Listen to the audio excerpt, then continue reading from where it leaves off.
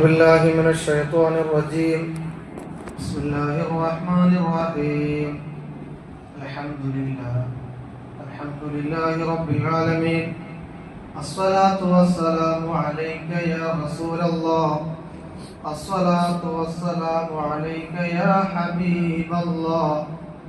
الصلاة والسلام عليك يا خليل الله. ഹദീസു അബീ ഹുറൈറ റളിയല്ലാഹു അൻഹു, മഹാനായ അബൂ ഹുറൈറ റളിയല്ലാഹു അൻഹു റിപ്പോർട്ട് ചെയ്യുന്ന ഹദീസ്. ഖാല, അദ്ദേഹം പറഞ്ഞു, ഖാല റസൂലുള്ളാഹി സ്വല്ലല്ലാഹു അലൈഹി വസല്ലം, സ്വല്ലല്ലാഹു അലൈഹി വസല്ലമ പറഞ്ഞു, മൻ കാന യുഅ്മിനു ബില്ലാഹി വൽ യൗമിൽ ആഖിരി ഫലാ യുഅ്ദി ജാറഹു ومن كان يؤمن بالله واليوم الآخر فليكرم ضيفه ومن كان يؤمن بالله واليوم الآخر فليقل خيرا أو ليصمت. ചില കാര്യങ്ങൾ ഈമാനിൽപ്പെട്ടതാണ്, ചില സ്വഭാവം ഈമാനിൽപ്പെട്ടതാണ്. ആ സ്വഭാവത്തെക്കുറിച്ചാണ് ഈ ഹദീസ്. 3 സ്വഭാവത്തെക്കുറിച്ചാണ് ഇവിടെ മഹാനായ മുഹമ്മദ് മുസ്തഫ സ്വല്ലല്ലാഹു അലൈഹി വസല്ലം പറയുന്നത്. ഒരു വിശ്വാസി തന്റെ ജീവിതത്തിൽ കാത്തു സൂക്ഷിക്കേണ്ട 3 തരം സ്വഭാവങ്ങൾ. 1, മൻ കാന യുഅ്മിനു ബില്ലാഹി വൽ യൗമിൽ ആഖിർ. ആരെങ്കിലും അല്ലാഹുവിലും അന്ത്യദിനത്തിലും വിശ്വസിക്കുന്നുവെങ്കിൽ, അപ്പോൾ അല്ലാഹുവിൽ വിശ്വസിക്കുക എന്നുള്ളത് ഈമാനിന്റെ ഒരു ഭാഗമാണ്. അന്ത്യദിനത്തിൽ വിശ്വസിക്കുക എന്നുള്ളതും ഈമാനിന്റെ ഭാഗമാണ്. അഥവാ ഈ ഈമാൻ, അള്ളാഹുവിലുള്ള വിശ്വാസം ശരിയാകാൻ, അന്ത്യദിനത്തിലുള്ള വിശ്വാസം ശരിയാകാൻ മറ്റൊരു കാര്യം കൂടി അവന്റെ സ്വഭാവമായി, അവന്റെ ആദർശമായി, അവന്റെ വിശ്വാസമായി മാറേണ്ടതുണ്ട്, അവന്റെ ഒരു നിലപാടായി മാറേണ്ടതുണ്ട്. അത് ഈമാനിൽപ്പെട്ടതാണ്. അഥവാ കുല്ലുഹു മിനൽ ഈമാൻ. ഈ പറയപ്പെട്ടത് മുഴുവൻ ഈമാനിൽപ്പെട്ടതാണ് എന്നാണ് ഈ ഹദീസിന്റെ ഹെഡിങ് തന്നെ. ഈ ഹദീസിന്റെ ടൈറ്റിൽ അതാണ്, ബാബുൽ ഹിദ്ദി അലാ ഇക്റാമിൽ ജാത്തി വൽ ഗൈബി വഖൗലിൽ ഖൈരി കുല്ലുഹു മിനൽ ഈമാൻ. അതിൽപ്പെട്ട ഒന്ന് ഇക്റാമുൽ ജാർ, അയൽവാസിയെ ബഹുമാനിക്കുക. അപ്പോൾ ആരെങ്കിലും അല്ലാഹുവിലും അന്ത്യദിനത്തിലും വിശ്വസിക്കുന്നുവെങ്കിൽ ഫലാ യുഅ്ദി ജാറഹു, അവൻ ഒരിക്കൽ പോലും അവന്റെ അയൽവാസിയെ പ്രയാസപ്പെടുത്താൻ പാടില്ല.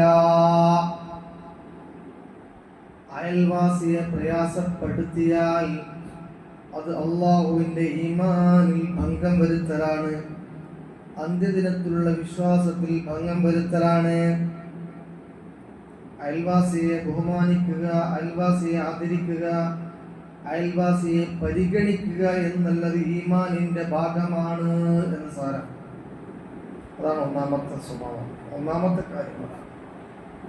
മുഴുവൻ ആളുകൾക്കും അയൽപക്കം ബന്ധക്കാവും. വീടിന്റെ അടുത്തുള്ള ആളുകളെ കുറിച്ചാണ് അയൽവാസി എന്ന് പറയുക. നമ്മുടെ സ്ഥാപനത്തിന്റെ തൊട്ടടുത്തുള്ള ആളുകളെ കുറിച്ചാണ് അയൽവാസി എന്ന് പറയുക.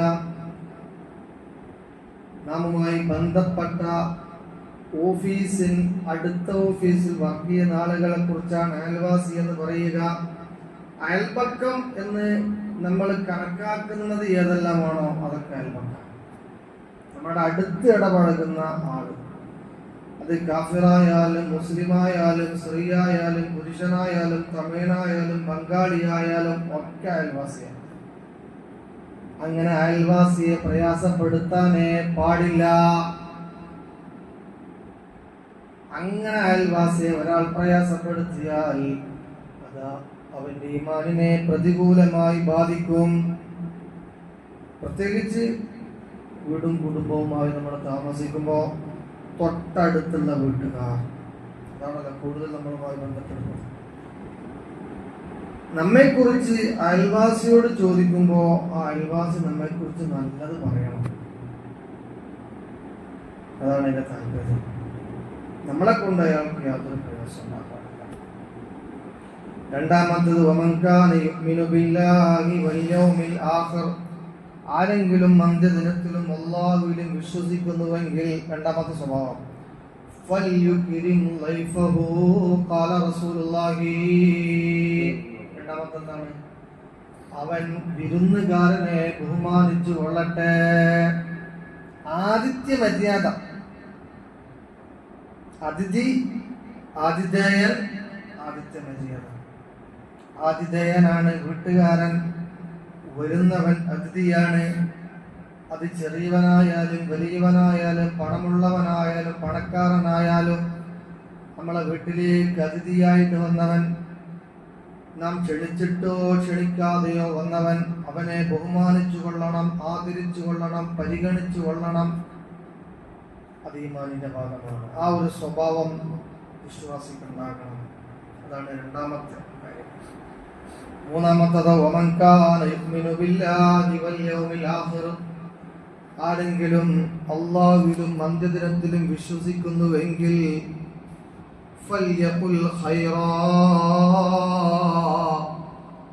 അവൻ ഖൈറു പറഞ്ഞുകൊള്ളട്ടെ, നന്മ പറഞ്ഞുകൊള്ളട്ടെ. തൊള്ള തുറന്നാൽ, വായ തുറന്നാൽ നല്ലത് മാത്രം പറയാം, അല്ലെങ്കിൽ നല്ലത് സംസാരിക്കാൻ മാത്രം വായ തുറക്കാം.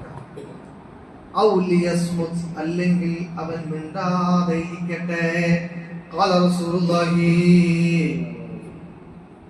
നല്ല സ്വഭാവമാണ്, ഒരു വിശ്വാസത്തിൻ്റെ സ്വഭാവമാണ്. എന്തിനാണ് നമ്മൾ സംസാരിക്കുന്നത്?